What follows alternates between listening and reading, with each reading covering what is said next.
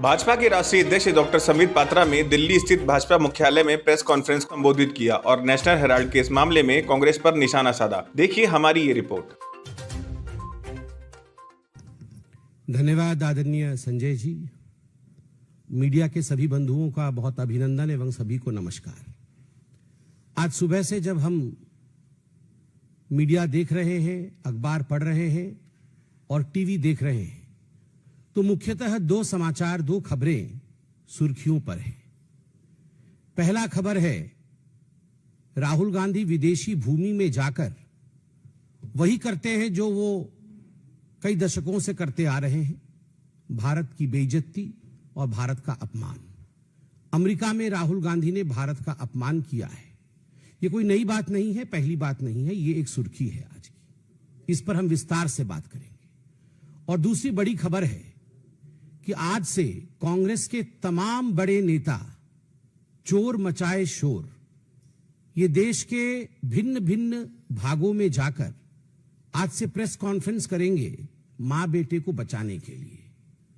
जो ईडी ने सोनिया जी और राहुल जी को नामांकित किया है, बाय नेम मेंशन किया है अपने चार्जशीट में, उन दोनों के खिलाफ जो कार्यवाही हो रही है कोर्ट में, अभी सुनवाई है 25 तारीख को, और आगे जो कार्यवाही होने की संभावनाएं हैं, दोनों जेल जा सकते हैं और जाना भी चाहिए।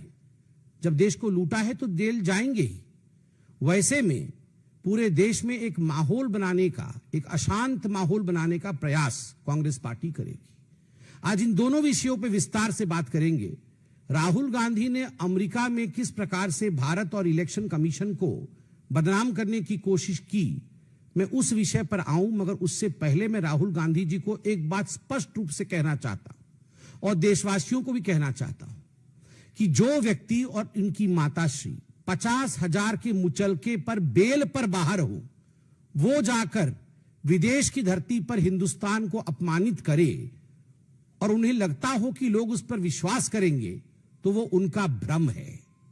Those who are out on bail of 50,000 rupees, if they feel that they can destroy the image of this great democracy by speaking outside of this country, then they are totally on the wrong side of the line.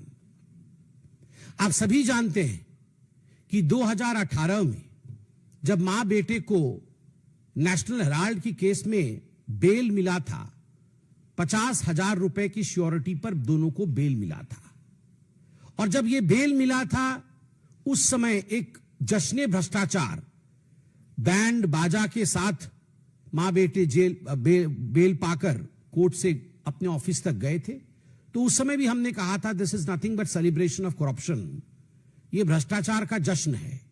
और आज भी blatant जश्न मनाने की कोशिश Congress party कर रही है। मैं एजेएल के पूरे डिटेल में नहीं जाने वाला हूं, क्योंकि एजेएल और नेशनल हेराल्ड के केस को आप जानते हैं।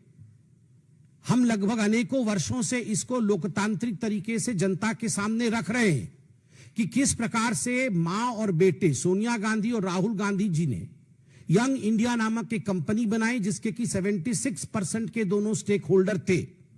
और 76% के स्टेक होल्डर होने के बाद नकली कंपनी से लोन लेकर 1 करोड़ का, डोटेक्स इंडिया से लोन लेकर मात्र 50 लाख रुपए दिया एजेएल को, जो कि होल्डिंग कंपनी है नेशनल हेराल्ड की, और 50,000 के एवज में 5,000 करोड़ की जो प्रॉपर्टी है एजेएल की, पूरे देश भर में उसका मालिकाना हक अपने पास ले लिया।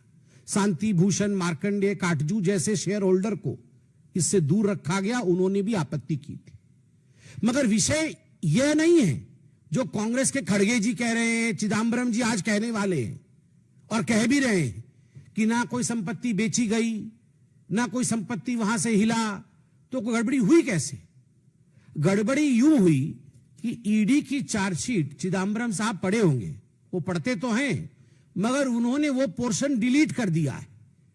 ईडी ने बहुत स्पष्ट रूप से कहा है कि ये जो प्रॉपर्टी है एजेएल की, चाहे वो बहादुर शाह जफर मार्ग पर हेराल्ड बिल्डिंग हो, चाहे वो लखनऊ में उनकी प्राइम लोकेशन पे प्रॉपर्टी हो, चाहे वो भोपाल में उनकी प्रॉपर्टी हो, कल माननीय अध्यक्ष जी हमारे आदरणीय जेपी नड्डा जी बहुत ही ल्यूसिड एंड सुंदर तरीके से हिमाचल प्रदेश में किस प्रकार से धांधलेबाजी चल रही है नेशनल हेराल्ड की, उस विषय को हिमाचल प्रदेश की भूमि पर ही रखा, चाहे हिमाचल प्रदेश की प्रॉपर्टी हो। इन सब प्रॉपर्टी, वो प्रॉपर्टी तो वही है, मगर ये प्रॉपर्टी को जरिया बना करके, इस प्रॉपर्टी को औजार बना करके प्रोसीड्स ऑफ क्राइम जनरेट किया जा रहा था।